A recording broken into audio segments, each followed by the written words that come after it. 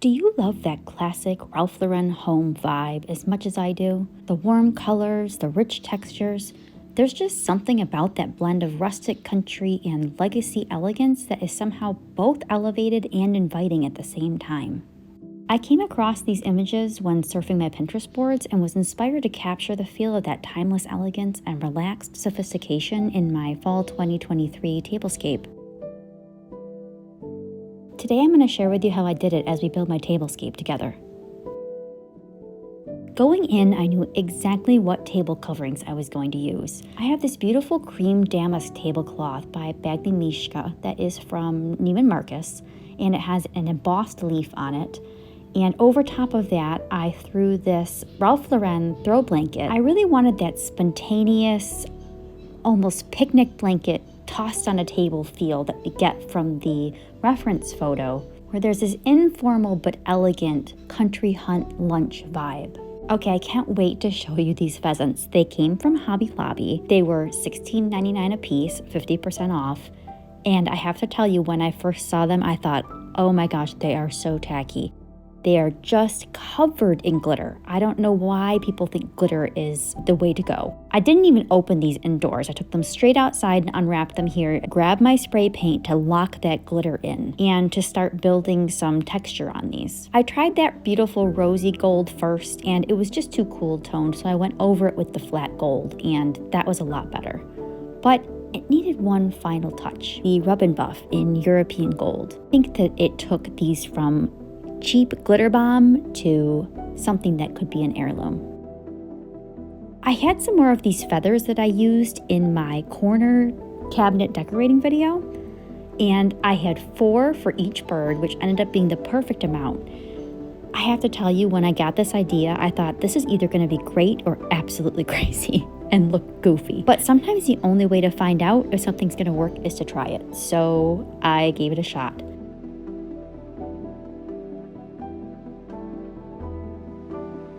What I did was cut the ends of these feathers on an angle so that it would fit right up against the tail base, the molded tail base of the bird.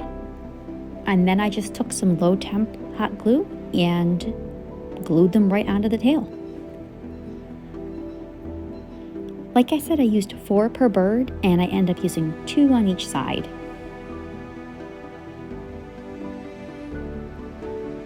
I can't believe this worked, but I have to say I think it looks pretty good. That one feather was really similar to the other, so I went and got a different one to mix up the patterns. I did exactly the same thing with the other birds, so I didn't show it here. Okay, now let's go over to the table. Here you can see I have one of my antler candelabras. This came from Target many years ago. I have 2 of them, and I felt it was a little dark, so I decided to paint it just like I did the pheasants, and I think it's a pretty dramatic improvement. It's much brighter and more elegant looking, I think. All the candles that I used here came from Hobby Lobby, including those LED candles that are in the footed vases from JoAnn. One thing I will say is that the LED candles, they look much darker on screen than they do in person. In person, they look quite natural. Here I'm setting the pheasants on the table and being really attentive to where the feathers are in relation to any potentially open flame. Somehow I don't have any natural deer sheds, but I did have these champagne-y gold ones that again were glittery, and so I did the same thing. I painted these just like I did the pheasants. As I'm setting them on the table there, you'll see that I'm paying attention to the way the curve of the antler fits around the base of the footed vase and the hurricane glass. All the florals came from JoAnn, including those amazing little green velvet pumpkins.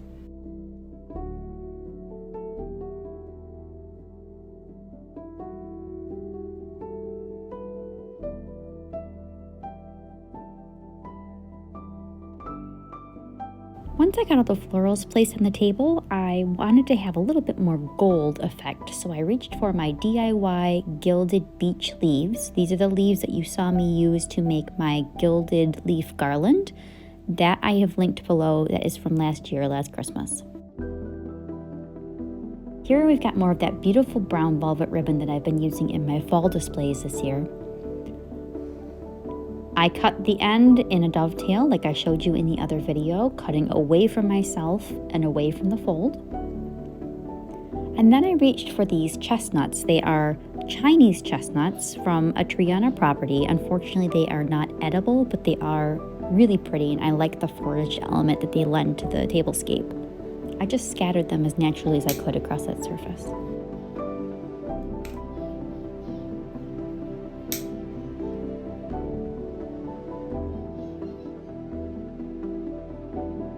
Time for place settings.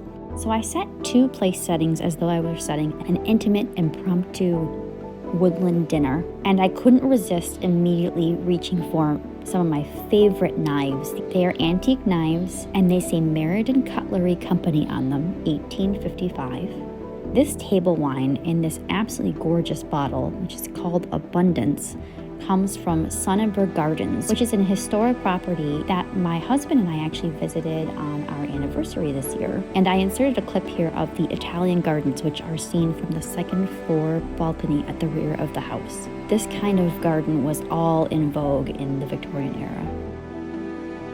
I purposely chose coordinating stemware, the wine and the water goblets, to mirror our reference photo. I added the gold rim champagne glasses to echo the gold rim on the hurricane glass that was in that original photo. The large plate in the place setting is from Anthropology from many years ago, and the smaller plates are English ironstone. The silver flatware was my grandmother's. It was handed down to me. Apparently it was her 3rd best set, which I found so funny when my aunt told me that.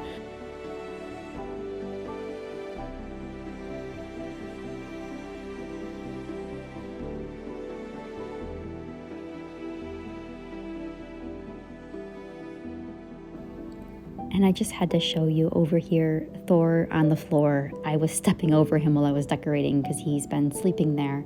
And I just think that having a dog at this is such an English country thing to have. I love the way that all the various woodland elements look sort of like they've been tossed across the table and just casually tumbling over the surface. I purposely overlapped the deer shed with some leaves, as though it might be if you came across it on the floor of the woodland. I hope you're having a beautiful autumn. Thank you for spending your time with me today, and I will see you all in the next video.